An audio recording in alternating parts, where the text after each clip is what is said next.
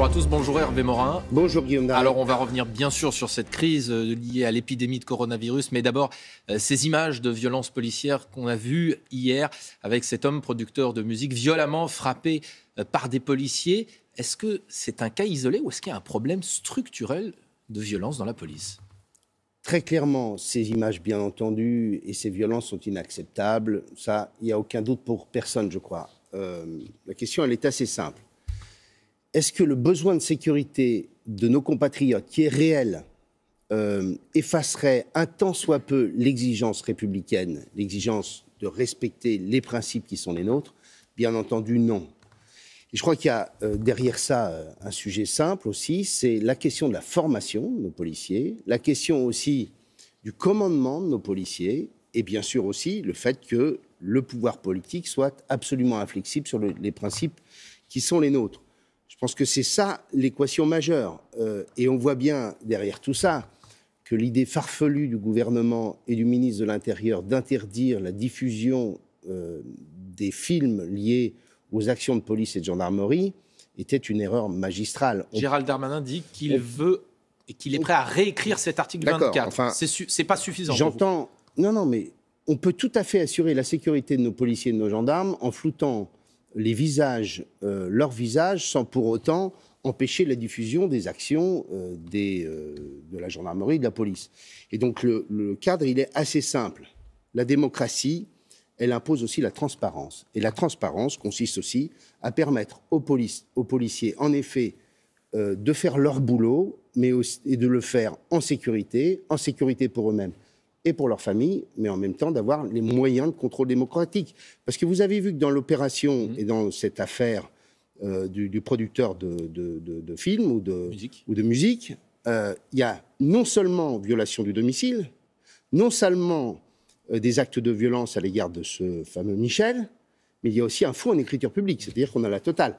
Imaginez simplement un instant qu'il n'y ait pas de film de vidéosurveillance.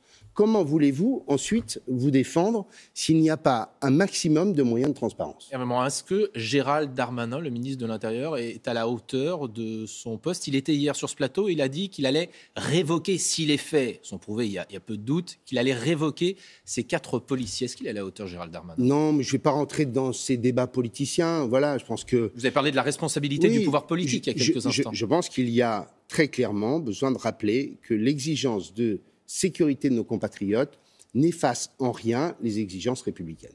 Vous avez le sentiment qu'il y a un doute au sein de l'exécutif là-dessus ? Non, mais quand vous tenez un discours un peu trop asymétrique, vous risquez en effet des comportements de ce genre. Alors, on le disait, à partir de demain, début de ce déconfinement progressif, 3 dates, un rythme différent. Non pas justement pour tout le pays, mais avec les dom-toms où il y a des cas un petit peu particuliers. Mais sinon, pour la métropole, c'est le même rythme partout. Est-ce que vous auriez fait différemment ? Je pense que de toute façon, dans la conduite, je disais ça à François Baron après une réunion à Matignon, je disais, je pense qu'on n'aurait pas pu faire pire dans la gestion de cette crise. Enfin, voilà. Parce que depuis le début, il y a eu tout de même un cumul d'erreurs, absence d'anticipation, déconfinement raté, et pour ce deuxième raté, etc. déconfinement. Bien. Derrière ça, il y a tout de même pour nos compatriotes tellement de choses incompréhensibles. Je cite simplement cette histoire du nombre de mètres carrés. Donc vous allez chez un commerçant, 8 mètres carrés, monsieur. Vous irez demain dans un cinéma ou dans un théâtre, on vous demande autant que possible 4 mètres carrés. Et alors, quand vous allez dans une cathédrale, vous ne devez pas être plus de 30. Expliquez-moi quelle est la cohérence de cette histoire. Ça révèle qu'on est dans un système tellement centralisé et technocratique que quand l'État finit par s'occuper des choses dans ce point de détail, on est sûr qu'on a le droit à toutes les conneries possibles. Est-ce qu'il fallait faire un déconfinement territorialisé ou pas ? Deuxièmement, il faut bien entendu, à partir du mois de décembre, un déconfinement territorialisé. Cette histoire de dire on va fermer tous les restaurants et tous les bars jusqu'au 20 janvier, alors qu'on va avoir des départements dans lesquels le virus ne circulera plus. Et je vous rappelle que par ailleurs, on n'a pas le droit pour l'instant de se déplacer entre les régions. Mais je prends un exemple simple. En Normandie, par exemple, quelle est la situation ? Je suis allé variable d'un département à l'autre. Mais je vais prendre un autre exemple qu'un département normand. Regardez la Charente-Maritime. Il y a quasiment circulation du virus est faible. Elle sera donc très faible dans 15 jours. Pourquoi interdire encore la fermeture des bars et restaurants dans un département dans lequel le Covid est sous contrôle?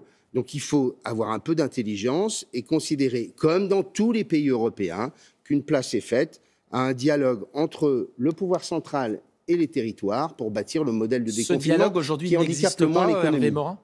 Non, il n'y a pas de dialogue.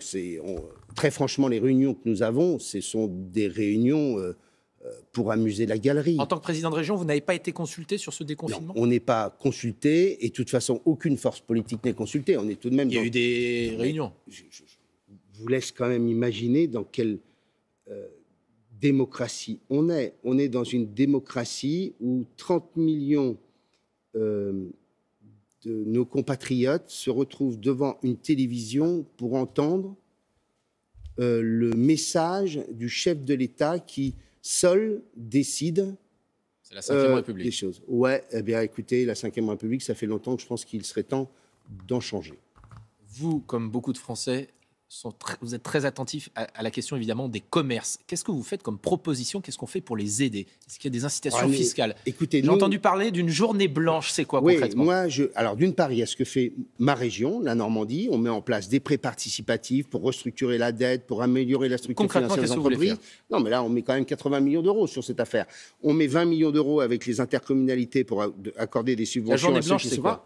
Et enfin, ce que je souhaite, c'est que l'État considère que au mois de décembre, il y ait un samedi blanc. Il y a le Black Friday, et bien de l'autre, il doit y avoir un samedi blanc, c'est-à-dire une journée où l'État ne perçoit pas la TVA pour ses commerçants. C'est une mesure extrêmement simple à mettre en œuvre, et ce serait un bon moyen de donner... Mais où les prix resteront les mêmes, et donc cette différence de TVA non perçue ira aux commerçants. C'est un bon moyen de donner un coup de main aux commerçants, avec pas de paperasse, et un système où tout le monde en bénéficie, quelle que soit sa situation. Qu'est-ce que ça dit de la relation d'Emmanuel Macron et de l'exécutif aux régions, cette crise?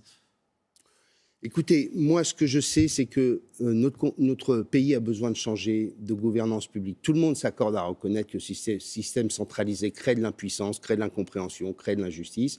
Il faut bâtir un système très clairement où on bâtit la gouvernance publique à partir d'une idée simple, qui est une idée très belle en matière de démocratie, c'est que le pouvoir est exercé au plus proche de nos compatriotes. Et on décide de le mettre à des niveaux plus élevés que lorsque c'est nécessaire pour l'efficacité de l'action publique. En clair, on commence par la proximité et on décide de mettre à l'échelon central ce qui doit être géré, bien entendu, au niveau de l'État. En quelques mots, il y a des conséquences économiques à cette crise. Vous avez par exemple une entreprise dans votre région, Vallourec, suppression de 180 postes.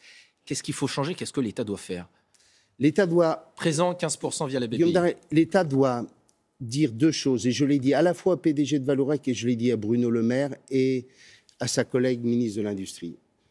Quand un patron d'une entreprise française, ayant une histoire avec la République française depuis plus d'un siècle, décide de restructurer l'ensemble de son entreprise, eh bien, il le fait en pensant aussi à la France.